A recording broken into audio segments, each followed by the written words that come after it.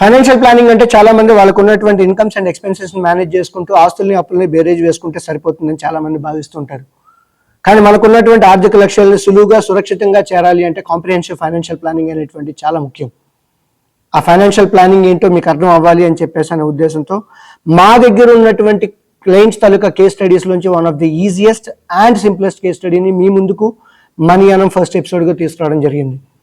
ఇంకా case study ఏంటో చూసేద్దాం మరి. Hi viewers, welcome to మనీయానం.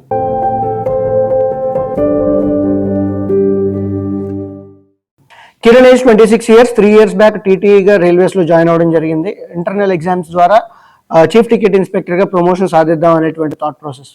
కిరణ్కి marriage అయితే కాలేదు. అండ్ ఇంకా పేరెంట్స్ విషయానికి వస్తే కనుక ఆదిలాబాద్ జిల్లాలో ఉంటున్నారు. సో ఫాదర్ పేరు చలమయ్య, 55 years ఏజ్, అండ్ తను ప్రైవేట్ జాబ్ చేస్తున్నారు. మదర్ గురించి వచ్చేటప్పటికైతే సీతమ్మ, ఏజ్ 53 years, అండ్ తన హోమ్ మేకర్. సో కిరణ్కి ఉన్నటువంటి మేజర్ గోల్స్ ఏంటి అంటే కనుక 32nd year అంటే ఇప్పుడు 26 ఏళ్ళు, అండ్ అక్కడ నుంచి 6 yearsలో తనకు సొంత ఇల్లు కట్టుకోవాలి అని చెప్పేసి తన థాట్ ప్రాసెస్. ఆల్మోస్ట్ ఒక 50 లక్షల రూపాయలు అవుతుంది అని చెప్పేసి తను మాతో చెప్పడం జరిగింది. అండ్ రెండోది వచ్చేటప్పటికైతే తనకు మ్యారేజ్ కాలేదు కాబట్టి రాబోయేటువంటి 3-4 ఏళ్లలో తను పెళ్లి చేసుకుందాం అనుకుంటున్నారు. సో కట్నాలు కానుకలు వద్దు అనుకున్నా కూడా అట్లీస్ట్ పెళ్లి ఖర్చు ఏదైతే ఉంటుందో దాంట్లో 50% తిని భరించాలి, పేరెంట్స్ మీద డిపెండెంట్ అవ్వకూడదు అని చెప్పేసి అని ఆలోచన.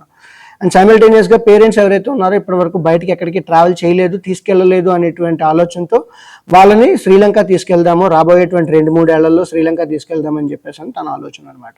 సో ఇంకా గోల్స్ గురించి మనం చెప్పుకోవాల్సి వచ్చేటప్పుడు అయితే కనుక రాబోయేటువంటి 6 ఏళ్లలో 50 lakhs వర్త్ ఆఫ్ హౌస్, రాబోయేటువంటి 3-4 ఏళ్లలో 10 lakhs వర్త్ ఆఫ్ మ్యారేజ్ ఎక్స్పెన్సెస్లో హాఫ్ కాస్ట్ 5 లక్షల రూపాయలు, అండ్ శ్రీలంకన్ ట్రిప్ కోసం ఆల్మోస్ట్ 2-3 yearsలో 2 లక్షల రూపాయలు కావాలి అనేటువంటిది తన మేజర్ గోల్స్ కింద మనం చెప్పుకోవచ్చు. సో ఇక తన కాంప్రిహెన్సివ్ ఫైనాన్షియల్ ప్లానింగ్ అంటే మేము తన ఫైనాన్షియల్ ప్లానింగ్ ఇవ్వడానికి ముందు మనీ క్వాలిటీస్ అనేటువంటివి మనం చూస్తాం. అంటే ఆ మనిషికి ఇచ్చినటువంటి ప్లాన్ని ఎంతవరకు ఇంప్లిమెంట్ చేయగలుగుతాడు, ఎంతవరకు కాన్ఫిడెంట్గా ఉన్నారు, ఎంతవరకు దాన్ని ఇంప్లిమెంట్ చేసి రివ్యూ చేస్తారు అనేటువంటి ఆలోచనతో మేము కూడా తనని ఎగ్జామిన్ చేయడం జరుగుతుంది. అయితే ఇప్పుడు మనీ క్వాలిటీస్ గురించి చెప్పుకోవాల్సి వచ్చినప్పుడు తను కాన్ఫిడెంట్ అండ్ ఆప్టిమిస్టిక్ అని చెప్పేసి చెప్పుకోవచ్చు, అండ్ ప్లాన్డ్గా ఉన్నారని కూడా మనం చెప్పుకోవచ్చు. సో ఇవి మేజర్గా తనకున్నటువంటి money qualities and positives. So ఇక తనకున్నటువంటి గోల్స్ ఏవైతే ఉన్నాయో గోల్స్ని మనం పర్సనల్ గోల్స్ కింద, కెరియర్ గోల్స్ కింద, ఫ్యామిలీ గోల్స్ కింద, ఫ్యామిలీ కన్సాలిడేటెడ్ గోల్స్ కింద మనం డివైడ్ చేసుకునేటప్పుడు, సో పర్సనల్ గోల్స్ కింద చెప్పుకోవాల్సి వచ్చినప్పుడు అయితే కనుక తను చీఫ్ టికెట్ ఇన్స్పెక్టర్గా ప్రమోషన్ కావాలి అని చెప్పేసి తను చెప్పుకుంటున్నారు. అండ్ మ్యారేజ్ తాలూకా ఎక్స్పెన్సెస్ ఏవైతే ఉంటాయో సో దాన్ని కూడా మనం పర్సనల్ గోల్స్ కింద మనం చూసుకుంటున్నాము. అండ్ ఫ్యామిలీ గోల్స్ కింద వచ్చేటప్పటికైతే కనుక సో ఇల్లు ఏదైతే అనుకుంటున్నారో సో తన ఇల్లు గురించి, అండ్ శ్రీలంకన్ ట్రిప్ ఏదైతే ఉందో అది కూడా family goals and family consolidated goals కింద మనం తీసుకోవచ్చు.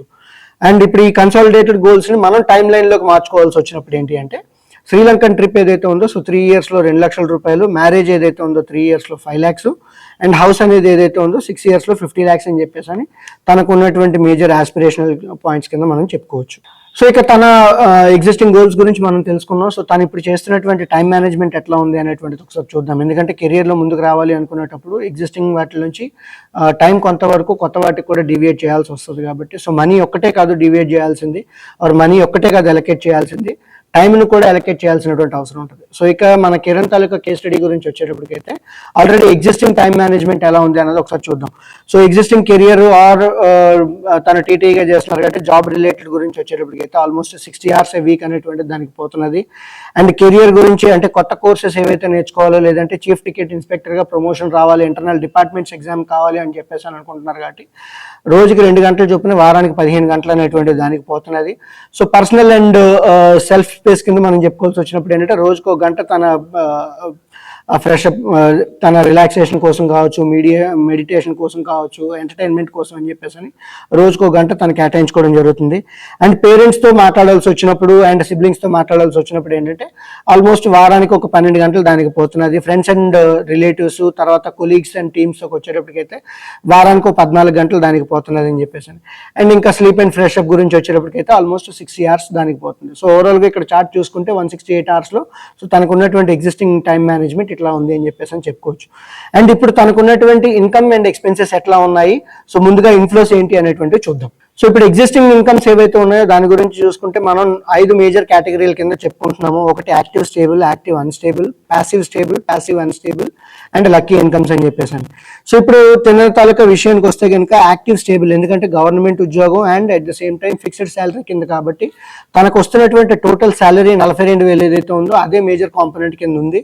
And active unstable, passive unstable and lucky income ప్రస్తుతానికి తనకు ఉన్నటువంటి మేజర్ అసెట్స్ కానీ ఆర్ ఇంకా వేరే ఆదాయ మార్గాలు అనేటువంటి ఏవీ లేవు కాబట్టి మొత్తం అన్ని జీరో కింద మనం చెప్పుకోవచ్చు. సో ఇంతవరకు తన తాలూకా ఇన్కమ్స్ ఏవైతే ఉన్నాయో, ఇన్ఫ్లోస్ ఏవైతే ఉన్నాయో మనం చూసాము. ఇప్పుడు ఎక్స్పెన్సెస్ ఏవైతే ఉన్నాయో వాటిని మనం చూద్దాం. సో వీటిని ఏంటంటే జనరల్గా 6 మేజర్ కేటగిరీస్ కింద మనం డివైడ్ చేయడం జరిగింది. ఒకటి మ్యాండేటరీ, రెండోది నాన్ డిస్క్రిషనరీ, మూడోది డిస్క్రిషనరీ, నాలుగోది లైఫ్ స్టైల్, ఐదోది సెల్ఫ్ ఇన్వెస్టింగ్ అండ్ ఆరోది సర్ప్లస్ ఆర్ డెఫిసిట్ అని చెప్పేసి.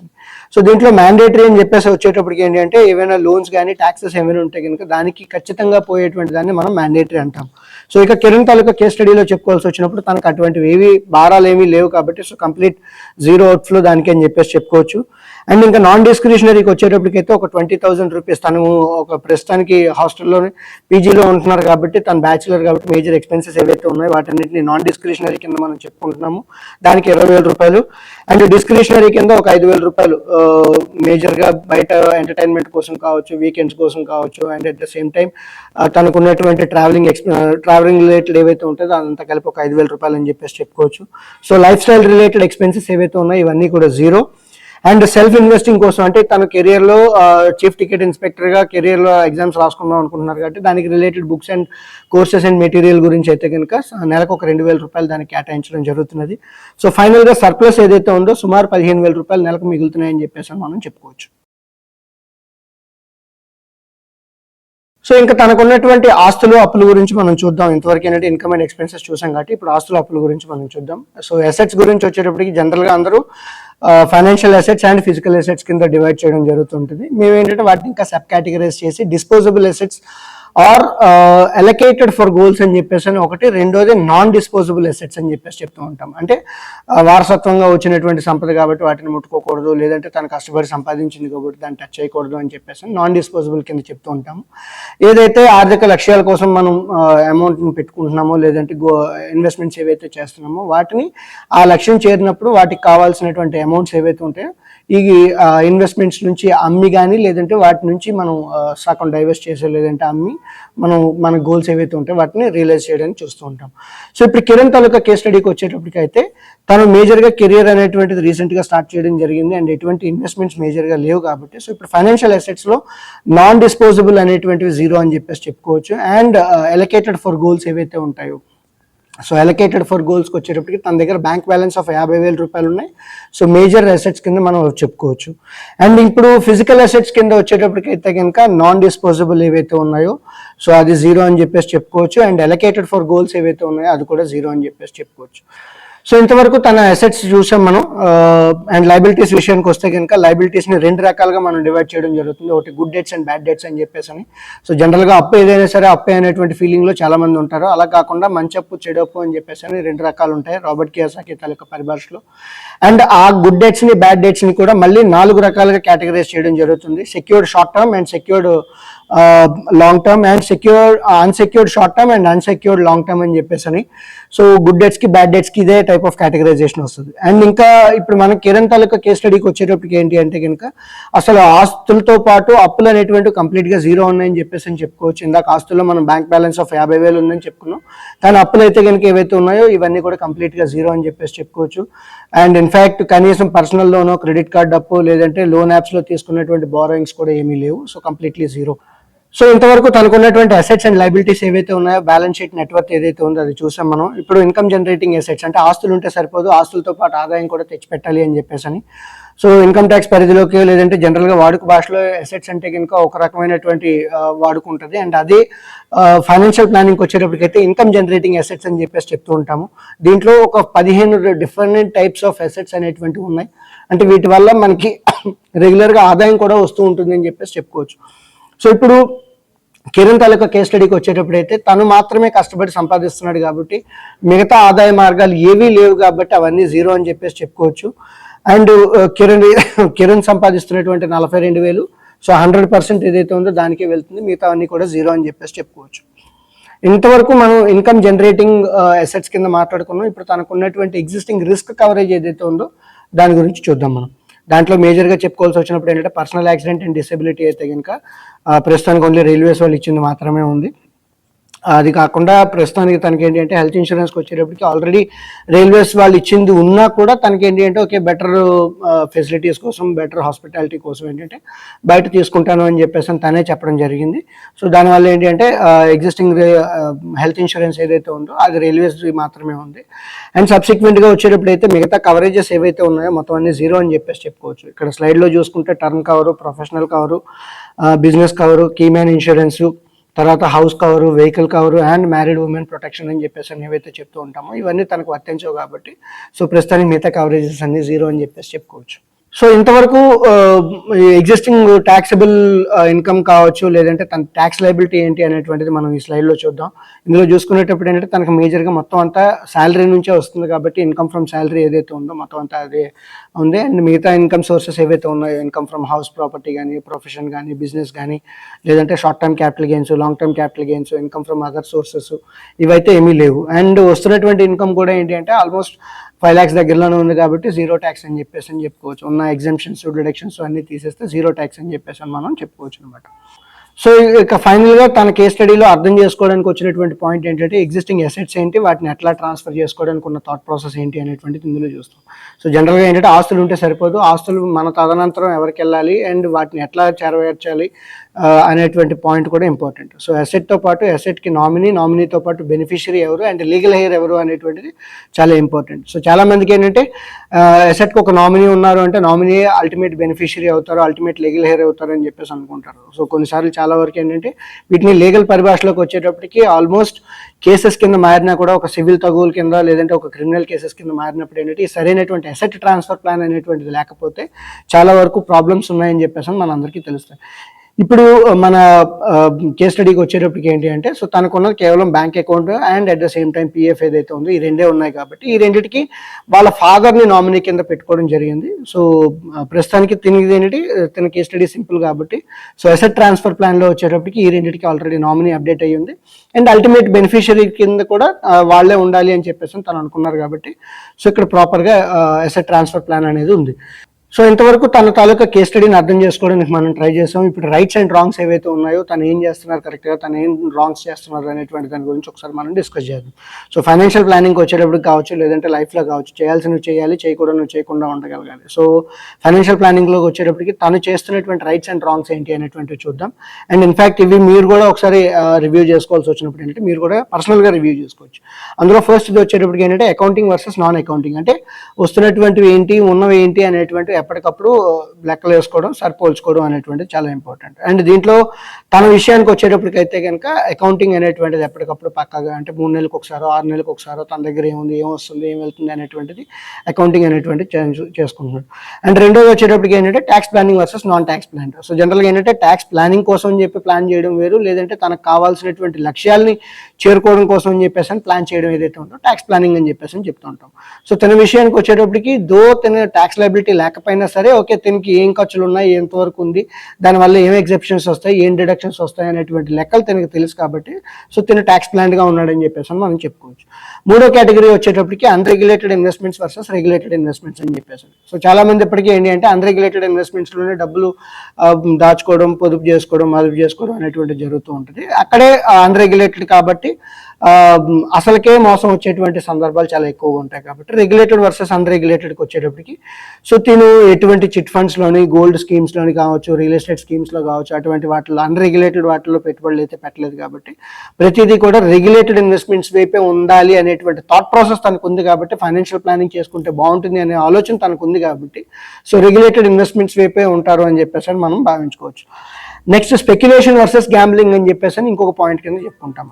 సో జనరల్గా ఆ ఏజ్కి వచ్చేటప్పటికి ఏంటి అంటే బెట్టింగ్లు కావచ్చు, లాటరీ టికెట్లు కావచ్చు, గ్యాంబ్లింగ్ యాటిట్యూడ్ అనేటువంటిది చాలా ఎక్కువ ఉంటుంది. బట్ తన విషయానికి వచ్చేటప్పుడు ఏంటంటే అటువంటి ఆలోచన పెద్దగా లేదు. ఇన్ఫ్యాక్ట్ ఏదైనా చేసేటప్పుడు ఏంటంటే ఒకసారి సరి చూసుకొని సరైనటువంటి ప్రణాళిక ఉండి సరైనటువంటి సలహాలు, సూచనలు ఉంటే కనుక బాగుంటాయని చెప్పేసి సో తిను ప్లానింగ్ పరంగా వచ్చేటప్పటికైతే అట్లా చేసుకుంటున్నారు.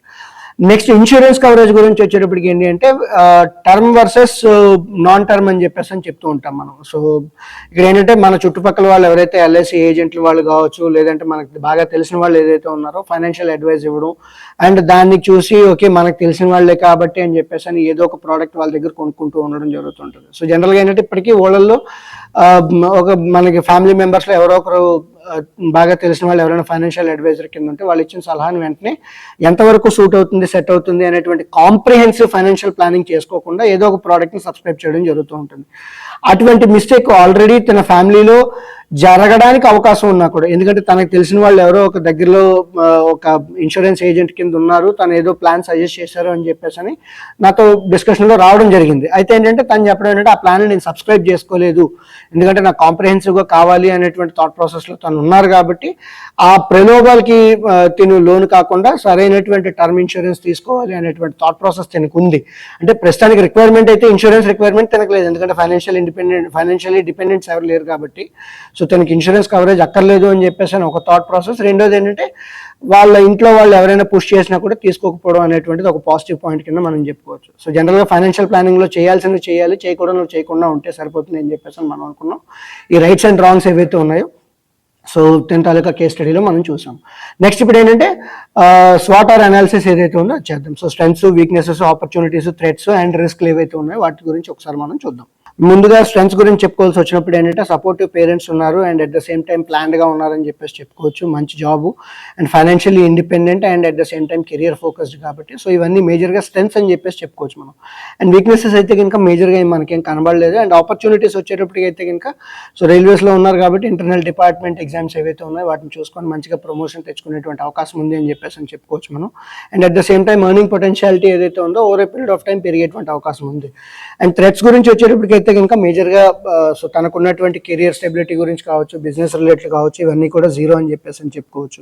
సో తనకి మేజర్గా థ్రెట్స్ అయితే ఏమీ లేవు. అండ్ రిస్క్ గురించి వచ్చేటప్పటికి అయితే సో తిను పర్సనల్ డిసెబిలిటీ ఒకటి and at the same time health గురించి ఏదైతే ఉందో సో ఈ రెండు మేజర్ రిస్క్లు అని చెప్పుకోవచ్చు. ఎందుకంటే తన ఆదాయానికి గండి పెట్టేటువంటి అవకాశాలు ఏమైనా ఉన్నాయి అంటే మేజర్గా ఈ పర్సనల్ డిసెబిలిటీ, రెండోది వచ్చేటప్పటికి అయితే హెల్త్ కవర్ అని చెప్పుకోవచ్చు. సో ఇంతవరకు తనకున్నటువంటి major strengths, weaknesses, opportunities, threats and రిస్క్లు ఏవైతే ఉన్నాయో వాటిని చూసాము. అండ్ ఇప్పుడు మైల్ స్టోన్ అనాలిసిస్ అనేటువంటిది చేద్దాం. ఎందుకంటే ప్రతి ఏజ్ కేటగిరీకి తను అచీవ్ చేయాల్సింది, తను డీల్ చేయాల్సినటువంటివి, తన తాలూకా గోల్స్కి రిలేటెడ్తో పాటు మైల్ స్టోన్స్ కొన్ని అచీవ్ చేయాల్సినవి ఉంటాయి కాబట్టి. అండ్ ఇప్పుడు మన కిరణ్ తాలూకా కేస్ స్టడీ గురించి వచ్చేటప్పటికి తనకి ఈవెన్ 30 years కూడా లేవు కాబట్టి సో మేజర్ మైల్ స్టోన్స్ అనేటువంటివి అచీవ్ ఎంత ఫాస్ట్గా చేయగలుగుతారు, ఎంత సేఫ్గా సెక్యూర్డ్గా చేయగలుగుతాడు, ఎంత షార్టెస్ట్ వేలో చేయగలుగుతారు అనేది చాలా ఇంపార్టెంట్ కాబట్టి మనం ఇచ్చినటువంటి కాంప్రిహెన్సివ్ ఫైనాన్షియల్ ప్లానింగ్ అది చాలా యూజ్ అవుతుందని చెప్పుకోవచ్చు. సో ఇప్పుడు తన కేస్ స్టడీ గురించి వచ్చేటప్పటికి ఏంటంటే బై ది ఏజ్ ఆఫ్ 30కి వచ్చేటప్పటికి ఎమర్జెన్సీ ఫండ్ కావచ్చు ఆర్ ప్రాపర్ ఇన్సూరెన్స్ కవరేజ్ అనేటువంటి చాలా మ్యాండేటరీ అవుతుంది. And by the age of 35కి వచ్చేటప్పటికి ఏంటంటే తను ఇంటి కోసం అనుకుంటున్నటువంటి అమౌంట్ ఏదైతే ఉందో అది డౌన్ పేమెంట్ కింద రావాల్సినటువంటి అవసరం ఉంటుంది. అండ్ సైమల్టేనియస్గా 50% ఆఫ్ హిస్ ఎక్స్పెన్సెస్ ఏవైతే ఉంటాయో ఆ మేజర్ ఎక్స్పెన్సెస్ అన్నిటిని కూడా ప్యాసివ్ ఇన్కమ్ సోర్సెస్ కింద, అంటే రెండో ఆదాయ మార్గం అనేటువంటిది మనం ఏవైతే చెప్తూ ఉంటామో అది దాని ద్వారా ఫండింగ్ అవ్వాలి అని మనం చెప్పుకుంటాం. సో ఇప్పుడు మనం కిరణ్ తాలూకా ఫైనాన్షియల్ ఇల్నెస్ అండ్ ఫిట్నెస్ గురించి వచ్చేటప్పటికి ఏంటంటే కొన్ని సిమ్టమ్స్ ఉంటాయి. అంటే ఆర్థికంగా ఆరోగ్యంగా ఉన్నారా, అనారోగ్యంగా ఉన్నారా అనేటువంటి లక్షణాల గురించి మనం చూసుకోవాల్సి వచ్చినప్పుడు ఏంటంటే ఫైనాన్షియల్ ఇల్నెస్కి వచ్చేటప్పటికి అయితే మన కిరణ్కి ఇప్పుడు ఈ సిమ్టమ్స్ ఏవీ లేవు అని చెప్పుకోవచ్చు. And at the same time financial wellness కూడా ఏమీ లేదని చెప్పుకోవచ్చు. సో ప్రస్తుతానికి అయితే ఫైనాన్షియల్ ఫిట్ ఉన్నారని చెప్పుకోవచ్చు. సో ఇందులో మేజర్గా మనం చెప్పుకోవాల్సిన పాయింట్స్ ఏంటంటే expenses are less than income అని he pays bills on time. అంటే ఒకవేళ క్రెడిట్ కార్డ్ బోరింగ్స్ ఏవైతే ఉన్నాయి, అంటే క్రెడిట్ కార్డ్ బోరింగ్స్ అనడం కాదు, క్రెడిట్ కార్డ్ యూసేజ్ ఏదైతే ఉందో దాన్ని టైంకి పే చేస్తున్నారని చెప్పుకోవచ్చు. Happy friends and happy family అని చెప్పుకోవచ్చు. కాబట్టి ఇవన్నీ కూడా ఫైనాన్షియల్లీ ఫిట్గా ఉన్నటువంటి సిమ్టమ్స్ కింద మనం చెప్పుకోవచ్చు. కాబట్టి obviously so he's financially fit అని చెప్పుకోవచ్చు. సో ఇంతవరకు కిరణ్ తాలూకా ఫైనాన్షియల్ ఇల్నెస్ అండ్ ఫిట్నెస్ ఏదైతే ఉందో అది చూసాం మనం. ఇప్పుడు వైటల్స్ గురించి వచ్చేటప్పటికి ఏంటంటే మనం వైటల్స్ని చూస్తాం. జనరల్గా హెల్త్ రిలేటెడ్ వైటల్స్ ఏవైతే ఉంటాయో సో జనరల్గా బ్లడ్ లెవెల్స్ ఎట్లా ఉన్నాయి, షుగర్ ఎట్లా ఉంది, బీపీ ఎట్లా ఉంది, హైట్ ఏంటి, వెయిట్ ఏంటి, బిఎంఐ ఏంటి, ఇవన్నీ కూడా చూస్తూ ఉంటాం. అదే రకంగా ఫైనాన్షియల్లీ హెల్త్గా ఉన్నామా లేదా, ఫిట్గా ఉన్నామా లేదా అనేటువంటి సింటమ్స్తో పాటు ఏంటంటే వైటల్స్ని కూడా ఒకసారి మనం చూసుకోవాల్సినటువంటి అవసరం. సో ఇప్పుడు కిరణ్ తాలూకా కేస్ స్టడీకి వచ్చేటప్పటికి completely easiest and simplest case study అని చెప్పేసి మనం అనుకుంటున్నాం కాబట్టి, సో దీంట్లో తనకున్నటువంటి వైటల్స్ ఏవైతే ఉన్నాయో తనని అవన్నీ కూడా మనం ఇప్పుడు ఇంప్రూవ్ చేసుకోవాల్సినటువంటి అవసరం, వైటల్స్ అచీవ్ చేయాల్సినటువంటి అవసరం, అండ్ ఇవన్నీ కూడా ఏంటంటే మనం ఇచ్చినటువంటి ఫైనాన్షియల్ ప్లానింగ్లో ఇన్కల్కేట్ ఉన్నాయని చెప్పేసి మనం చెప్పుకోవచ్చు. సో అవి ఎట్లా వస్తాయి ఏంటి అనేటువంటిది over a period of time తను మనం ఇచ్చినటువంటి ఫైనాన్షియల్ ప్లానింగ్ తను ఎట్లా ఇంప్లిమెంట్ చేసి రివ్యూ చేసుకొని వాటిని ఎట్లా మాడిఫై చేస్తారు అనేటువంటి దాన్ని బట్టి తన వైటల్స్ డెవలప్ అవుతాయని చెప్పేసి చెప్తున్నాం. సో ఇప్పుడు ఫైనల్గా అంటే జనరల్గా అనాలిసిస్లోకి వచ్చేటప్పుడు ఏంటంటే రిస్క్ ప్రొఫైల్ ఏదైతే ఉందో దాన్ని ఒకసారి మనం అనలైజ్ చేయడం జరుగుతూ ఉంటుంది. సో దాన్ని 3 మేజర్ కేటగిరీస్ కింద డివైడ్ చేస్తాము. Risk taking capacity, risk bearing capacity and need for risk అని చెప్పేసి. సో ఇవన్నీ డిఫరెంట్ టైప్స్ ఆఫ్ పారామీటర్స్ మీద డిపెండ్ అయ్యి ఉంటాయి. సో ప్రస్తుతానికి కిరణ్ తాలూకా కేస్ స్టడీ గురించి వచ్చేటప్పటికి రిస్క్ టేకింగ్ కెపాసిటీలో మనం చూసుకోవాల్సి వచ్చినప్పుడు ఏంటంటే యంగర్ ఏజ్ అని చెప్పేసి చెప్పుకోవచ్చు. ఫ్యూచర్లో ఎర్నింగ్ పొటెన్షియాలిటీ చాలా బాగుంది and financial related kind of articles and financial knowledge improve చేసుకోవడానికి తను అప్పుడప్పుడు ఆర్టికల్స్ అనేటువంటివి చదువుతూ ఉంటారు కాబట్టి సో ఈ రిస్క్ టేకింగ్ కెపాసిటీ అనేటువంటిది బాగుందని చెప్పేసి చెప్పుకోవచ్చు. అండ్ రిస్క్ బేరింగ్ కెపాసిటీ రెండో పాయింట్కి వచ్చేటప్పటికి ఏంటి అంటే సర్ప్లస్ ఇన్కమ్ ఉంది and at the same time net worth కూడా పాజిటివ్ నెట్వర్త్ అని చెప్పేసి చెప్పుకోవచ్చు. స్టేబుల్ ఇన్కమ్ అనేటువంటిది ఉంది కాబట్టి సో ఇవన్నీ వీటితో పాటు ఏంటంటే మార్కెట్లో ఉండేటువంటి ఫైనాన్షియల్ అసెట్స్ కావచ్చు, లేదంటే ఫిజికల్ అసెట్స్ కావచ్చు, వాటికి ఉండేటువంటి లోటుపాట్లు, లాభ నష్టాలు, ప్రోస్ అండ్ కాన్స్ ఏవైతే ఉంటాయో అవన్నీ తనకి బాగా అండర్స్టాండింగ్ ఉంది అని చెప్పేసి చెప్పుకోవచ్చు. కాబట్టి అండ్ సైమల్టేనియస్గా రిస్క్ బేరింగ్ కెపాసిటీ కూడా బాగుంది అని చెప్పేసి చెప్పొచ్చు. అండ్ నీడ్ ఫర్ రిస్క్ వచ్చేటప్పటికి ఏంటి అంటే నిజంగా రిస్క్ తీసుకొని ఇన్వెస్ట్మెంట్స్ చేయాలా, లేదంటే ఈజీగానే లక్ష్యాలను చేరుకోగలిగేటువంటి అవకాశం ఉందా అనేటువంటిది నీడ్ ఫర్ రిస్క్లో మనకు తెలుస్తూ ఉంటుంది. సో దీంట్లో వచ్చేటప్పటికి ఏంటి అంటే ప్రస్తుతానికి తనకు మేజర్గా గోల్స్ అనేటువంటివి, మేజర్గా రిస్క్ తీసుకోవాల్సినటువంటివి ఏవి లేవు. ఎందుకంటే చాలా టైం ఉంది అండ్ ప్రతి గోల్కి కూడా వెల్ ప్లాన్డ్గా ఉన్నారు కాబట్టి so goal based risk profile అనేటువంటిది మనం ప్లాన్ చేసుకోవచ్చు. అంటే కాంప్రిహెన్సివ్గా రిస్క్ ప్రొఫైల్ గురించి చెప్పుకోవాల్సి వచ్చినప్పుడు ఏంటంటే మంచి risk profile, good risk profile అని చెప్పేసి చెప్పుకోవచ్చు. సో రిస్క్ టేకింగ్ ఏదైతే ఉందో ప్రతి గోల్కి దాని తాలూకా ఇండిపెండెంట్ గోల్ బట్టి మనం ఇన్వెస్ట్మెంట్స్ అనేటువంటి ప్లాన్ చేసుకుంటే సరిపోతుందని చెప్పేసి చెప్పుకోవచ్చు. సో ఇప్పుడు కిరణ్ తాలూకా కేస్ స్టడీలో చెప్పుకోవాల్సి వచ్చినప్పుడు ఏంటంటే తనకు ప్లాన్డ్గా ఉన్నారు అని చెప్పేసి మనం చెప్పుకున్నాం. సో దాంట్లో పార్ట్గా తను ఏమైనా మిస్ అయ్యారా అని చెప్పేసి మేము ఆలోచిస్తే పెద్దగా మిస్ అయింది అయితే ఏం కనబడలేదు. ఎందుకంటే ముందుగా మ్యారేజ్ అండ్ తర్వాత ఇల్లు అని చెప్పేసి తను ప్లాన్ చేసుకున్నారు కాబట్టి సో ఇందులో మేజర్గా కన్సిడర్ చేయాల్సింది అంటే ఇప్పటికిప్పుడు కన్సిడర్ చేయాల్సినటువంటి మేజర్ మిస్సింగ్ లైఫ్ ఈవెంట్స్ ఏమైనా ఉన్నాయని అడిగితే కనుక అవేమీ లేవు. ప్రాబబ్లీ ఆఫ్టర్ మ్యారేజ్ అయితే కనుక కన్సిడర్ చేయాల్సినటువంటి పాయింట్స్ కొన్ని ఉన్నాయని చెప్పేసి మనం చెప్పుకోవచ్చు. అవి ఏంటంటే over a period of time review చేసుకోవచ్చు. సో ప్రస్తుతానికి వచ్చేటప్పటికైతే కనుక missing are non considered life events ఏవైతే ఉన్నాయో అవైతే ప్రత్యేకించి ఏమి లేవు అని చెప్పారు. సో ఇప్పుడు రిస్క్ కవరేజ్ గురించి వచ్చేటప్పటికి ఏంటి అంటే ఆల్రెడీ ఇందాక తనకి ఏమున్నాయి అనేటువంటిది మనం స్టార్టింగ్లో తెలుసుకున్నాము. వాటి నుంచి ఇప్పుడు తను ఏం చేయాలి అనేటువంటిది రిస్క్ కవరేజ్ పరంగా మనం చూసుకునేటప్పుడు ఫస్ట్ ఇది వచ్చేటప్పటికి ఏంటంటే పర్సనల్ యాక్సిడెంట్ అండ్ డిసెబిలిటీ అని చెప్పేసి మనం చెప్పుకున్నాం. అది ఆల్రెడీ ఎగ్జిస్టింగ్ రైల్వేస్ నుంచి ఉంది కాబట్టి అది కాకుండా ఇంకా తనకు వేరేగా బయట ఎక్స్టర్నల్గా తీసుకుంటే కనుక తనకి ఇంకా ఎడిషనల్ కవరేజ్ ఉంటూ సేఫ్టీ ఏదైతే ఉంటుందో అది ఉంటుంది అని చెప్పేసి చెప్పుకోవచ్చు. ఎంత కావాలి అని చెప్పేసి అంటే హౌ మచ్ ఈ నీడ్స్ అనేటువంటి దాని గురించి వచ్చేటప్పటికి ఏంటంటే 20 times of his annual income అని చెప్పేసి చెప్పుకోవచ్చు. అంటే ఇప్పుడు తనకు ఆల్రెడీ 5 లక్షల రూపాయలు ఆల్మోస్ట్ వస్తున్నది కాబట్టి సో 20 times అంటే 1 crore worth of personal accident and disability and at the same time income అనేటువంటిది వచ్చేలా ఉండగలగాలి. సో జనరల్గా ఏంటంటే లంసమ్ అమౌంట్ రావడం కాదు. సో తిను ఎప్పుడైనా పని చేయలేనటువంటి పక్షంలో అంటే డిసేబిలిటీ వల్ల ఏదైనా ప్రాబ్లం వచ్చి ఇన్కమ్ స్టాప్ అయితే ఆ టైంలో కూడా ఇన్కమ్ అనేటువంటిది రావాలి. సో జనరల్గా ఇన్సూరెన్స్లో ఏంటంటే అయితే మనిషి పోతే డబ్బులు వస్తాయి, మనిషి బతుకున్నప్పుడు కూడా డబ్బులు రావాలి. కాబట్టి పర్సనల్ యాక్సిడెంట్ అండ్ డిసేబిలిటీ గురించి మనం చెప్పుకుంటున్నాం. ఎంత అమౌంట్ అంటే 1 crore. ఎంత లాంగ్ కావాలి అనుకునేటప్పుడు తను 60 ఏళ్ళ వరకు పనిచేస్తారు కాబట్టి ఆబ్వియస్లీ 60 ఏళ్ళ వరకు 62 ఏళ్ళ వరకు తన తాలూకా రిటైర్మెంట్ వరకు ఎవ్రీ ఇయర్ రెన్యువల్ చేసుకోవాల్సినటువంటి అవసరం ఉంటుంది. And how long can be paid అనేటువంటిది ఇక్కడ మనం చూసుకోవాల్సి వచ్చినప్పుడు ఏంటంటే ఎవ్రీ ఇయర్ రెన్యువల్ చేసుకోవాలని చెప్పేసి మనం మాట్లాడుకున్నాం. నెక్స్ట్ వచ్చేటప్పటికి ఏంటంటే health insurance and critical illness are top-up and hospital cash అనేటువంటిది ఏదైతే మనం చెప్తూ ఉంటామో సో జనరల్గా వాళ్ళకి ఆల్రెడీ రైల్వేస్ తాలూకా హెల్త్ కవరేజ్ ఉంది. బట్ సైమల్టేనియస్గా తిని కూడా తీసుకుంటాను అంటున్నారు కాబట్టి ఆబ్వియస్లీ ఈ రోజుల్లో అయితే 10 lakhs వరకు కవరేజ్ బేస్ పాలసీ కింద తీసుకోవాల్సినటువంటి అవసరం ఉంటుంది. అండ్ ఇది ప్రతి సంవత్సరం కూడా రెన్యువల్ చేసుకోవాల్సినటువంటి అవసరం ఉంటుంది. అండ్ తను లైఫ్ లాంగ్ ఏదైతే ఉంటుందో ఆబ్వియస్లీ లైఫ్ లాంగ్ కవరేజ్ అనేటువంటిది కావాలి. అండ్ ఇది ఏంటంటే ఎప్పటికప్పుడు ఫ్యామిలీలో మెంబర్స్ యాడ్ అవుతున్నప్పుడల్లా కూడా తిను తీసుకోవాల్సినటువంటి అవసరం ఉంటుంది. అండ్ తినతో పాటు తిన పేరెంట్స్కి కూడా తీసుకోవాల్సినటువంటి అవసరం ఉంది. సో ఆ హెల్త్ కవరేజ్ ఏదైతే ఉందో సో ఫ్యామిలీ ఫ్లోటర్గా తినేసి ఇండివిజువల్గా తీసుకొని రేపు పొద్దున్న మ్యారేజ్ అయిన తర్వాత అది వాళ్ళని యాడ్ చేసుకోవచ్చు. అండ్ సైమిల్టేనియస్గా ఇప్పుడు పేరెంట్స్ ఎవరైతే ఉన్నారో పేరెంట్స్కి సెపరేట్గా కవరేజ్ కావాలి కాబట్టి వాళ్ళిద్దరి కోసం అని చెప్పేసి ప్రత్యేకించి హెల్త్ అండ్ హాస్పిటల్ క్యాష్ మేజర్గా బెనిఫిట్ ఉండేలాగా చూసుకోవాలి. మూడోది వచ్చేటప్పటికి ఇన్సూరెన్స్ కవరేజ్లో మనం టర్మ్ కవరేజ్ ఏదైతే మనం మాట్లాడుతూ ఉంటామో సో దీంట్లో వచ్చేటప్పటికి ఏంటంటే ప్రస్తుతానికి తన మీద డిపెండ్ అయ్యి ఎవరు ఫైనాన్షియల్ డిపెండెన్స్ ఎవరు లేరు కాబట్టి సో లైఫ్ ఇన్సూరెన్స్ అనేటువంటిది ఎస్పెషల్లీ టర్మ్ కవర్ ఏదైతే ఉందో అది అక్కర్లేదని చెప్పేసి చెప్పుకోవచ్చు. ప్రాబబుల్లీ రేపొద్దున ఎప్పుడైనా సరే లైఫ్ సర్కమ్స్టాన్సెస్ మారినప్పుడు కావాలి అనుకునేటప్పుడు తీసుకోవచ్చు. అండ్ ఇంకా మిగతా కవరేజెస్ ఏవైతే ఉన్నాయో professional coverage, business, keyman, house coverage, vehicle, married women ఇవన్నీ ఏవైతే ఉన్నాయో down the line over a period of time మార్చుకోవాల్సినప్పుడు అంటే లైఫ్ సర్కమ్స్టాన్సెస్ మారినప్పుడల్లా కూడా మనం రివ్యూ చేసుకోవాల్సినటువంటి అవసరం అని చెప్పేసి చెప్పుకోవచ్చు అనమాట. సో ఇంతవరకు మన తాలూకా అంటే తన తాలూకా వర్కింగ్స్ ఏవైతే ఉన్నాయో వాటిని చూసాము. అండ్ ఇప్పుడు తనకున్నటువంటి ఆర్థిక లక్ష్యాలు ఏవైతే ఉన్నాయో లక్ష్యాలు కావచ్చు, వైటల్స్ కావచ్చు, వాటికి ఎట్లా మ్యాప్ చేసాము, ఏం చేసాము అనేటువంటిది ఒకసారి మనం చూద్దాం.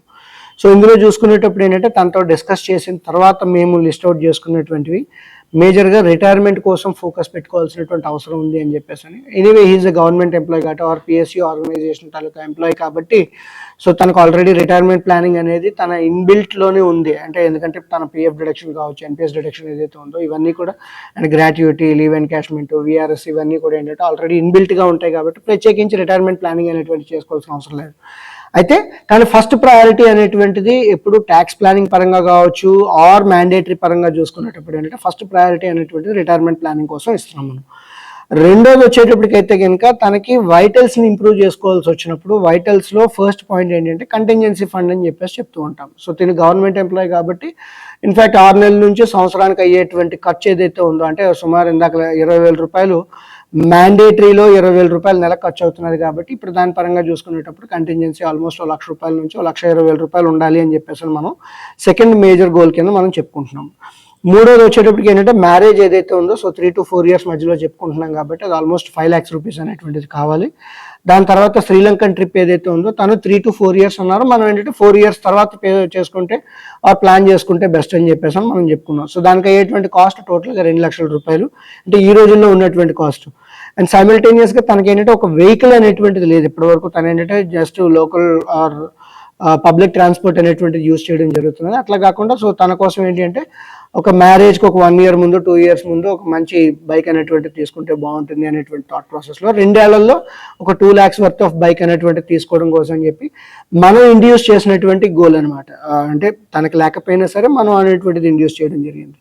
అండ్ 4వ మేజర్ గోల్ కింద చెప్పుకోవాల్సి వచ్చినప్పుడు ఏంటంటే తనకు ఉన్నటువంటి హౌస్ ఏదైతే తను 6 ఏళ్లలో కావాలి 50 లక్షల రూపాయల వరకు ఇల్లు కట్టుకోవాలి అని చెప్పేసి తను ఏదైతే ప్లాన్ చేసుకున్నారో దాన్ని కొంచెం డిలే చేసుకొని 8 years లోపు 50 lakhsలో 50% డౌన్ పేమెంట్ అంటే సుమారు 25 లక్షల రూపాయలు తిని డౌన్ పేమెంట్ చేసేలాగా అండ్ ఇంకా మిగతా 25 లక్షల రూపాయలు ఏవైతే ఉన్నాయో అది లోన్కి వెళ్ళేలాగా. అంటే జనరల్గా ఎప్పుడైనా ఇంటికి కావాల్సినటువంటి లోన్కి వచ్చేటప్పటికి ఏంటంటే 15-20% డౌన్ పేమెంట్ చేసేసి మిగతా 75 to ఆర్ మిగతా 80 to 85% అనేటువంటిది లోన్కి వెళ్తూ ఉంటారు.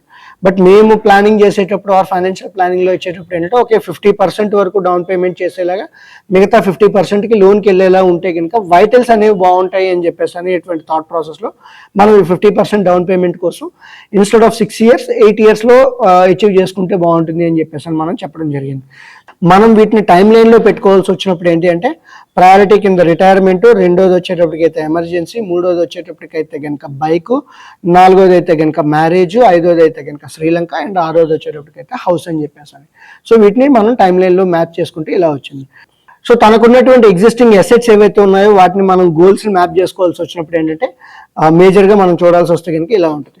ఒకటి తనకున్నటువంటి disposable assets map to liabilities ఏవైతే ఉన్నాయో సో ప్రస్తుతానికి తనకు ఆస్తులు పెద్దగా లేవు, అప్పులు పెద్దగా లేవు కాబట్టి సో అప్పులకైతే మనం ప్రత్యేకించి మ్యాప్ చేయాల్సినటువంటి అవసరం అయితే ఏమీ లేదు. And disposable assets map to vitals అని చెప్పేసి ఎగ్జిస్టింగ్ ఉన్నటువంటి 50,000 రూపాయల బ్యాంక్ డిపాజిట్ ఏదైతే ఉందో ఆర్ బ్యాంక్ సేవింగ్స్ అకౌంట్లో ఉన్న వాటిని ఏంటంటే వైటల్స్లో కంటింజెంట్ ఫండ్ కోసం అని చెప్పేసి మనం మ్యాప్ చేయడం జరుగుతుంది. అండ్ మూడోది వచ్చేటప్పటికి అయితే disposable assets map to goals అని చెప్తున్నాం. సో ఉన్నటువంటి ఆర్థిక లక్ష్యాలు ఉన్నా కూడా సో వాటికంటూ ప్రత్యేకించి అసెట్స్ ఏమీ లేవు కాబట్టి ముందు ఈ అసెట్స్ ఏవైతే ఉన్నాయో వాటిని పోగేసుకోవడానికి కోసం మనం చూస్తున్నాం. సో ఉన్నటువంటి అసెట్స్ని ఇట్లా మ్యాప్ చేయడం జరిగిందని చెప్పేసి చూస్తున్నాం మనం. ఇప్పుడు ఏంటంటే జనరల్గా మనకు ఉన్నటువంటి ఇన్కమ్ ఎక్స్పెన్సెస్ నుంచి దేనికి ప్రయారిటీ ఇవ్వాలి, దేనికోసం ఖర్చు పెట్టాలి అనేటువంటి థాట్ ప్రాసెస్ చాలా మందికి డౌట్స్ చాలా వరకు ఉంటాయి. కాబట్టి వీటిలో మనం చెప్పుకోవాల్సి వచ్చినప్పుడు ఏంటంటే బడ్జెట్ రివ్యాంప్ ఎప్పుడైనా సరే priority and tax benefits and time లైన్గా గోల్ ఎంత దూరంలో ఉంది లేదంటే ఎంత దగ్గరలో ఉంది అన్న దాన్ని బట్టి వాటికి మనం ప్రయారిటీ అనేది చూస్తాము. అండ్ సైమల్టేనియస్గా వైటల్స్ ఏవైనా ఇంప్రూవ్ చేయాల్సి వచ్చినప్పుడు ఆ వైటల్స్ ఇంప్రూవ్మెంట్ కోసం అని చెప్పేసి అని మనకున్నటువంటి ఇన్కమ్ ఎక్స్పెన్సెస్ నుంచి ప్రయారిటీ అనేటువంటి చేయడం జరుగుతూ ఉంటుంది. సో ఇందులో మన కిరణ్ తాలూకా కేస్ స్టడీ గురించి మనం చెప్పుకోవాల్సి వచ్చినప్పుడు ఏంటి అంటే ఇందాక ఆల్రెడీ మనం రాసుకున్నటువంటి టైమ్ లైన్ బేస్డ్ గోల్స్ ఏవైతే ఉన్నాయో వాటికి తగ్గట్టుగా మనం ప్రయారిటైజ్ చేసుకొని ఇన్కమ్ అండ్ ఎక్స్పెన్సెస్ స్టేట్మెంట్ ఇక్కడ నుంచి ఎలా ఉండాలి అనేటువంటిది ఒకసారి మనం చూద్దాం. సో ఇంతవరకు మనం ఏంటంటే ఆ గోల్స్ని మనం రీవ్యాంప్ చేసుకున్నాము and at the same time బడ్జెట్ని రీవర్క్ చేసుకున్నాము. రీవర్క్ చేసుకున్న తర్వాత ఇప్పుడు ఆ ఇన్కమ్ ఎక్స్పెన్సెస్ అంటే ఆదాయం ఖర్చులు ఎలా ఉంటాయి అండ్ ఆస్తులు అప్పులు ఎలా ఉంటాయి అనేటువంటిది రాబోయే 2-3 ఏళ్ల వరకు అంటే తనకు ఉన్నటువంటి మేజర్ లక్ష్యాలు చేరే వరకు తను ఎలా ఇన్కమ్ సంపాదిస్తారు, ఎలా ఖర్చు పెడతారు, అసెట్స్ ఎట్లా ఉంటాయి, లయబిలిటీస్ ఎట్లా ఉంటాయి ఏంటి అనేటువంటిది ఒకసారి మనం చూద్దాం. ఇందులో ఫస్ట్గా మనం ఇన్కమ్ ఎక్స్పెన్సెస్ గురించి చూసుకునేటప్పుడు ఈ రోజుకి ప్రస్తుతానికి తనకి అన్ని కటింగ్స్ పోగా 42,000 రూపాయలు వస్తున్నది అని చెప్పేసి మనం చెప్పుకుంటున్నాము. అందులో 20,000 రూపాయలు నాన్ డిస్క్రిషనరీకి, 5,000 రూపాయలు డిస్క్రిషనరీకి పోవడం జరుగుతుంది. దాన్ని మనం రీవ్యాంప్ చేసుకునేటప్పుడు 20,000 రూపాయలు నాన్ డిస్క్రిషనరీ, 5,000 రూపాయలు డిస్క్రిషనరీ, బైక్కి 5,000 రూపాయలు, 2,000 రూపాయలు సెల్ఫ్ కోసం అండ్ 10,000 రూపాయలు ఎమర్జెన్సీ కిట్ ఏదైతే ఉంటామో సో కంటింజెన్స్ ఫండ్ కోసం అని చెప్పేసి అని. సో దానికోసం తను ఇప్పుడు ఈ 42,000ని మనం ఇట్లా డివైడ్ చేయడం జరిగింది. అండ్ ఎగ్జిస్టింగ్ అసెట్ లయబిలిటీస్ చూసుకుంటే బ్యాంక్ బ్యాలెన్స్లో 50,000 రూపాయలు ఉంది అండ్ మిగతా లయబిలిటీస్ అనేవి 0 అని చెప్పేసి అని. ఆఫ్టర్ 6 monthsకి వచ్చేటప్పటికి ఎమర్జెన్సీ ఫండ్ ఏదైతే ఉందో అది కంప్లీట్ అయిపోద్ది. కాబట్టి ఇప్పుడు తన తాలూకా ఇన్కమ్ ఎక్స్పెన్సెస్ స్టేట్మెంట్ ఎలా మారుతుందో చూసుకోండి ఒకసారి.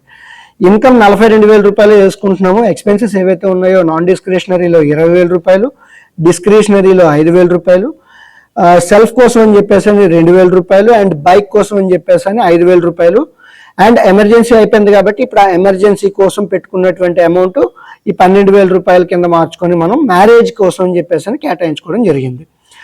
ఈ టైంలో అంటే 6 నెలల తర్వాత తన బ్యాలెన్స్ షీట్ ఎలా ఉంటుంది అనేది చూసుకుంటే బ్యాంక్ బ్యాలెన్స్ 1,00,000 రూపాయలు ఉంటుంది. ఆ 1,00,000 రూపాయలు మనం ఎమర్జెన్సీ కోసం మనం పక్కన పెట్టుకోవడం జరిగింది.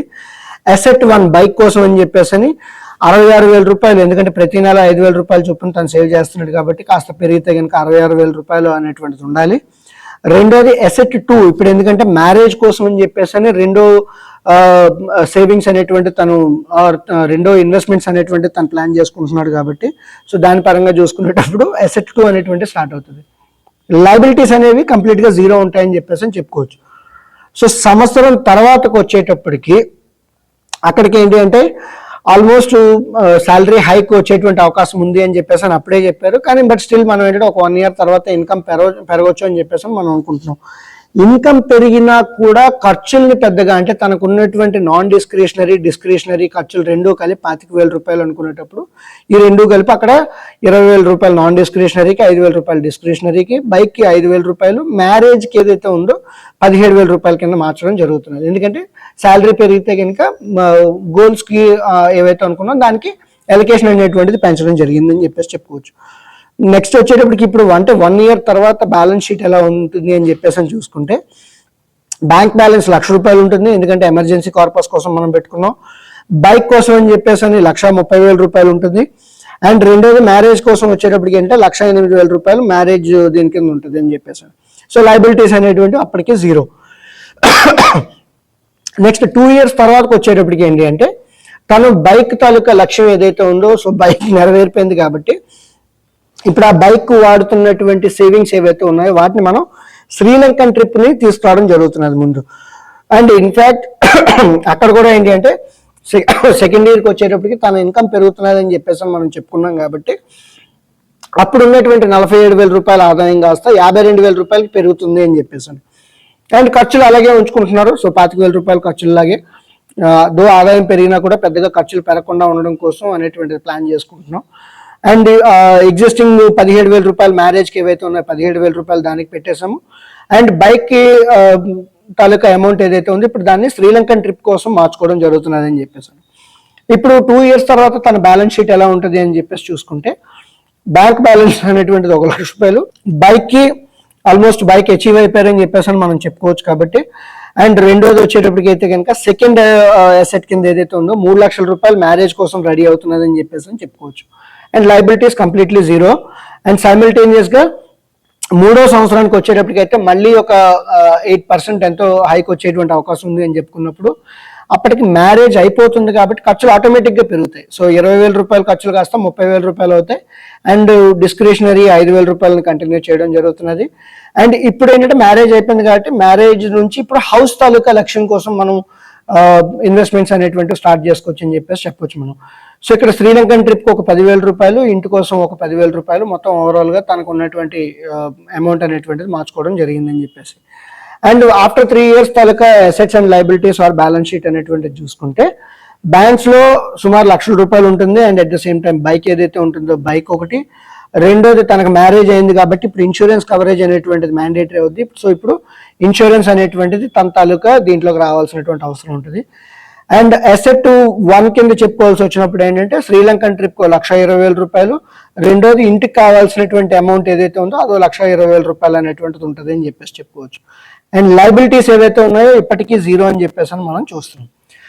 ఆఫ్టర్ 4 yearsకి వచ్చేటప్పటికి ఇన్కమ్ అనేటువంటిది జస్ట్ ఒక మీగర్గా ఒక 6%, 3% ఆర్ ఒక 3,000 రూపాయలు పెరిగింది అనుకునేటప్పుడు, తనకున్న ఖర్చుల్ని కూడా అంటే 3వ సంవత్సరానికి 4వ సంవత్సరానికి ఖర్చుల్ని మనం సేమ్గా ఉంచుకునేటప్పుడు 30,000 రూపాయలు నాన్ డిస్క్రిషనరీ, 5,000 రూపాయలు డిస్క్రిషనరీ.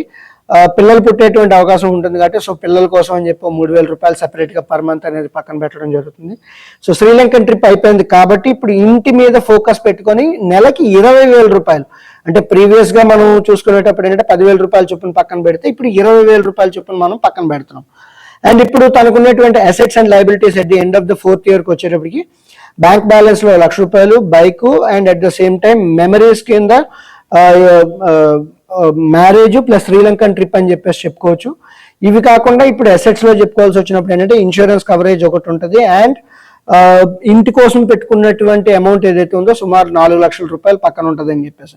లైబిలిటీ స్టిల్ ఇప్పటికీ కూడా జీరో అని చెప్పేసి చెప్పుకోవచ్చు. ఆఫ్టర్ 8 years కంటే ఇప్పుడు 4వ సంవత్సరం నుంచి 8వ సంవత్సరం వరకు కొత్తగా ఆర్థిక లక్ష్యాలు ఏమీ పెద్దగా రాలేదు అనుకునేటప్పుడు ఏంటి అంటే, సో ఆఫ్టర్ 8 years తన తాలూకా income expenses and balance sheet ఎలా ఉంటుందో చూసుకునేటప్పుడు, సో ఆఫ్టర్ 8 yearsకి వచ్చేటప్పటికి ఏంటంటే తనకున్నటువంటి ఎగ్జిస్టింగ్ శాలరీ 58,000 నుంచి 70,000 రూపాయల వరకు పెరిగే అవకాశం ఉంటుంది అని. And at the same time ఖర్చులు ఏవైతే ఉన్నాయో దాంట్లో డిస్క్రిషనరీ, నాన్ డిస్క్రిషనరీ రెండు కలిపి 35,000. అండ్ కిడ్కి తాలూకా ఎక్స్పెన్సెస్ ఏవైతే ఉన్నాయో 3,000 నుంచి 5,000 రూపాయలు. అండ్ ఇంటి తాలూకా సేవింగ్ కోసం వచ్చేటప్పటికి ఏంటంటే 30,000 రూపాయలు ప్రతి నెల పక్కన పెట్టడం జరుగుతుంది. And at the same time bank assets and లైబిలిటీస్లో చూసుకునేటప్పుడు ఏంటంటే బ్యాంక్లో 1,00,000 రూపాయలు క్యాష్ బ్యాలెన్స్ ఉంటుంది. And at the same time bike అనేది ఉంటుంది. అండ్ ఇంటికి కావాల్సినటువంటి అమౌంట్ ఏదైతే ఉందో కంప్లీట్గా మనం అనుకున్నటువంటి 25 లక్షల రూపాయలు కూడా పక్కన రెడీగా ఉండడం జరుగుతుంది. అండ్ సైమిల్టేనియస్గా ఇన్సూరెన్స్ ఏదైతే ఉందో ఇన్సూరెన్స్ ప్లాన్స్ ఏవైతే తీసుకున్నారో అవి కూడా టర్మ్ ఇన్సూరెన్స్ కావచ్చు, హెల్త్ ఇన్సూరెన్స్ కావచ్చు, పర్సనల్ యాక్సిడెంట్ కావచ్చు, మ్యారీడ్ ఉమెన్ ప్రొటెక్షన్ కావచ్చు, ఇవన్నీ ఏవైతే ఉన్నాయో ఇవన్నీ కూడా సైమిల్టేనియస్గా పక్కన ఉండడం జరుగుతుంది. అండ్ మెమరీస్కి వచ్చేటప్పటికి ఏంటంటే marriage, Sri Lankan trip, kid and ఇప్పుడు హౌస్ కూడా జాయిన్ అయిందని చెప్పేసి చెప్పుకోవచ్చు మనం. అండ్ లైబిలిటీస్ ఏవైతే ఉన్నాయో అప్పుడు హోమ్ లోన్ ఏదైతే తీసుకుంటారో ఇప్పుడు ఆ హోమ్ లోన్ తాలూకా లైబిలిటీ ఇప్పుడు మీకు బ్యాలెన్స్ షీట్లో కనబడుతుంది అని చెప్పేసి చెప్పుకోవచ్చు. సో ఇంతవరకు మనం ఏంటంటే ఇన్కమ్ ఎక్స్పెన్సెస్ చూసాము, అసెట్ లైబిలిటీస్ చూసాము. And at the same time సైమిల్టేనియస్గా ఇక్కడ మనం రిటైర్మెంట్ ప్లానింగ్ గురించి చూసుకునేటప్పుడు యాజ్ ఆన్ డేట్ అయితే 1,50,000 రూపాయలు PPF and at the same time EPF and ఎన్పిఎస్లో బ్యాలెన్సెస్ ఉన్నాయని చెప్పేసి చెప్పుకోవచ్చు. 6 నెలల తర్వాత 1,70,000 రూపాయలు, ఆఫ్టర్ 1 year 2,30,000, ఆఫ్టర్ 2 yearsకి అయితే 3 లక్షల రూపాయలు, ఆఫ్టర్ 3 yearsకి అయితే 4 లక్షల రూపాయలు, ఆఫ్టర్ 4 yearsకి అయితే కనుక 5 లక్షల రూపాయలు, ఆఫ్టర్ 8 yearsకి వచ్చేటప్పటికైతే కనుక ఆల్మోస్ట్ 9 lakhs నుంచి 10 lakhs మధ్యలో తన రిటైర్మెంట్ కార్పస్ ఉండాల్సినటువంటి అవసరం ఉంటుందని చెప్పేసి చెప్పుకోవచ్చు మనం. సో ఇంతవరకు తనకు ఉన్నటువంటి income, expenses, liabilities, assets and at the same time retirement planning ఎలా ఉంది అని చెప్పేసి మనం చూసుకున్నాము. దీని తర్వాత ఇప్పుడు ఏంటి అంటే ట్యాక్స్ లయబిలిటీ ఎలా ఉంటుంది, ఎలా పెరుగుతుంది ఏంటి అనేటువంటిది కూడా ఒకసారి మనం చూసుకునేటప్పుడు ఆల్రెడీ తనకున్నటువంటి మేజర్ ఇన్కమ్స్ అనేటువంటివి శాలరీ కింద మనం ప్లాన్ చేసుకుంటున్నాం. సెకండ్ సోర్స్ ఆఫ్ ఇన్కమ్ అనేటువంటిది ప్రత్యేకించి అక్కడికైతే మనం ప్లాన్ చేయలేదు. బై ది ఏజ్ ఆఫ్ 35కి రీచ్ అయ్యేలాగా మనం over a period of time plan చేసుకోవచ్చు అని చెప్పి మనం మాట్లాడుకున్నాం. ఇప్పుడు ఏంటంటే ప్రస్తుతానికి మేజర్ ట్యాక్స్ ఏదైతే ఉందో, సో తనకి ట్యాక్స్ లయబిలిటీ అనేటువంటిది ఇన్కమ్ ఫ్రమ్ శాలరీ మాత్రమే ఉంది. సో అది డిడక్షన్స్, ఎగ్జెంప్షన్స్ అండ్ ఇవన్నీ కూడా ప్లాన్ చేసుకుంటే జీరో ట్యాక్స్ అయిపోయిందని చెప్పేసి అని మనం చెప్పుకోవచ్చు. నెక్స్ట్ వచ్చేటప్పటికి ఏంటంటే అసెట్ అండ్ గోల్ మ్యాపింగ్ అనేటువంటిది కూడా ఆల్రెడీ మనం చూసాము. సో కొత్తగా మళ్ళీ ఒకసారి చూసుకోవాల్సి వచ్చినప్పుడు ఏంటంటే ఏం అసెట్స్ దేనికోసం మ్యాప్ చేస్తున్నాం ఏంటి అనేటువంటిది జనరల్గా అయితే మనం కేస్ స్టడీలో ఓపెన్గా అయితే మనం డిస్క్లోజ్ చేయట్లేదు, ఎందుకంటే రిస్క్ ప్రొఫైల్ బట్టి మారుతూ ఉంటాయి కాబట్టి. నెక్స్ట్ అదే రకంగా assets and asset transfer plan ఏదైతే ఉందో, సో ఆల్రెడీ మనం బ్యాంక్ తాలూకా అకౌంట్ ఏదైతే ఉందో అది వాళ్ళ ఫాదర్ని నామినీగా పెట్టడం జరిగిందని చెప్పేసి మనం మాట్లాడుకున్నాం. అండ్ సైమల్టేనియస్గా ఈ సేవింగ్స్ ఏవైతే ఉన్నాయో, whether it is his employee provident fund కావచ్చు, ఎన్పిఎస్ కావచ్చు, అండ్ సైమల్టేనియస్గా ఈ రెగ్యులర్ ఇన్వెస్ట్మెంట్స్ ఏవైతే తను చేస్తున్నారో ఆ రెగ్యులర్ ఇన్వెస్ట్మెంట్స్ తాలూకా నామినీ కావచ్చు, లీగల్ కావచ్చు, బెనిఫిషియరీ కావచ్చు, వీటి గురించి మనం ప్రత్యేకించి ఇక్కడైతే డిస్కస్ చేయట్లేదు. బట్ అదేంటంటే మీరు కాంప్రిహెన్సివ్గా ఫైనాన్షియల్ ప్లానింగ్ చేసుకోవాల్సి వచ్చినప్పుడు అది కూడా చూడాల్సినటువంటి అవసరం ఉంటుంది. నెక్స్ట్ ఇప్పుడు మేజర్గా ఇంకొక పాయింట్ కింద మనం చూడాల్సి వచ్చినప్పుడు ఏంటంటే కొత్త టైం మేనేజ్మెంట్ అనేటువంటిది ఎలా ఉంటుంది అనేటువంటిది ఒకసారి మనం చూద్దాం. సో ఈ టైం మేనేజ్మెంట్ అనేటువంటిది తనకున్నటువంటి ఆర్థిక లక్ష్యాలతో పాటు కెరియర్ గోల్స్ ఏవైతే ఉంటాయో, ప్రొఫెషనల్ గోల్స్ కావచ్చు, బిజినెస్ గోల్స్ కావచ్చు, సెల్ఫ్ గోల్స్ కావచ్చు, వాటిని రియలైజ్ చేసుకోవడం కోసం టైం మేనేజ్మెంట్ అనేటువంటిది మారుతూ ఉంటుంది. సో మేజర్గా ఇప్పుడు తన కెరియర్ బ్రాండింగ్ కోసం కావచ్చు, బ్రాండింగ్ కోసం, ప్రొఫెషనల్ ఇంప్రూవ్మెంట్ అనేటువంటిది ఏవైతే పెద్దగా లేవు, అండ్ ఎగ్జిస్టింగ్ టైం లైన్స్ ఏవైతే ఉన్నాయో, టైం మేనేజ్మెంట్ ఏదైతే ఉందో సో సేమ్ అది కంటిన్యూ చేసుకుంటే సరిపోతుందని చెప్పేసి మనం చెప్పుకోవచ్చు. సో వ్యూవర్స్, ఇంతవరకు మనం ఏంటంటే తన తాలూకా కేస్ స్టడీని అండర్స్టాండ్ చేసుకున్నాము, వర్కింగ్స్ ఏవైతే ఉన్నాయో వర్కింగ్స్ చేసాము, అండ్ అనాలిసిస్ అనేటువంటిది చేసాము, రికమెండేషన్స్ ఏమి ఇచ్చాము అనేటువంటిది చూసుకున్నాము. అండ్ ఇక్కడ నుంచి తన తాలూకా బెనిఫిట్స్ ఎట్లా ఉన్నాయి, ఫైనాన్షియల్ ప్లానింగ్ తాలూకా బెనిఫిట్స్ కావచ్చు, ప్రోగ్రెస్ ఎలా ఉంది ఏంటి అనేటువంటిది మనం డిస్కస్ చేసుకున్నాం. సో 2 years తర్వాత ప్రోగ్రెస్ గురించి మనం మాట్లాడుకోవాల్సి వచ్చినప్పుడు అయితే మేజర్గా తనకు ఉన్నటువంటి వైటల్స్ ఇంప్రూవ్ చేయగలిగాం. సైమల్టేనియస్గా తనకు ఉన్నటువంటి గోల్స్ ఏవైతే ఉన్నాయో లేని గోల్ని కూడా మనం తీసుకొచ్చి మరి బైక్ ఏదైతే ఉందో బైక్ గురించి మనం మాట్లాడుకొని మరి కూడా ఇంక్లూడ్ చేసి దాన్ని అచీవ్ చేయగలిగేలాగా చేయగలిగాం మనం. అండ్ శ్రీలంకన్ ట్రిప్ ఏదైతే ఉందో అది కావచ్చు, మ్యారేజ్ తాలూకా ఎక్స్పెన్సెస్ ఏవైతే ఉన్నాయో అది కూడా క్లియర్ కట్గా చేయగలిగాము. అండ్ హౌస్ గురించి వచ్చేటప్పుడైతే 50% of the amount down payment కింద చేయడానికి కావాల్సినటువంటి పద్ధతుల్లో మనం చేయగలిగామని చెప్పేసి అని చూస్తున్నాము. అండ్ సైమల్టేనియస్గా వచ్చేటప్పటికి ఏంటంటే బెనిఫిట్స్ గురించి మనం మాట్లాడుకోవాల్సి వచ్చినప్పుడు అయితే కనుక ఎమోషనల్ హ్యాపీనెస్ అని చెప్పేసి మనం చెప్పుకున్నాం. తనకున్నటువంటి భయాలు ఏవైతే ఉన్నాయో, చేరుతానా చేరలేనా, ఇల్లు కట్టుకోగలుగుతానా 6 సంవత్సరాల్లోనో 8 సంవత్సరాల్లోనో అని చెప్పేసి అని భయాలు ఏవైతే ఉన్నాయో భయాల్ని తొలగించగలిగాము.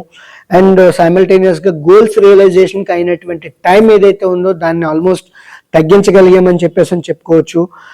వైటల్స్ ఇంప్రూవ్ అయ్యాయని చెప్పేసి అని చెప్పుకోవచ్చు. వస్తున్నటువంటి ఇన్కమ్ని స్మార్ట్గా గోల్స్ని, ఎక్స్పెన్సెస్ని మ్యాప్ చేయగలిగాము. ఇవన్నీ కూడా మేజర్ బెనిఫిట్స్ అని చెప్పేసి అని చెప్తున్నాం మనం. అండ్ ఇది మాత్రమే కాకుండా ఇప్పుడు ఏంటంటే వీటిని అచీవ్ చేయాలి అనుకునేటప్పుడు రెస్పాన్సిబిలిటీ అనేటువంటిది చాలా ఇంపార్టెంట్.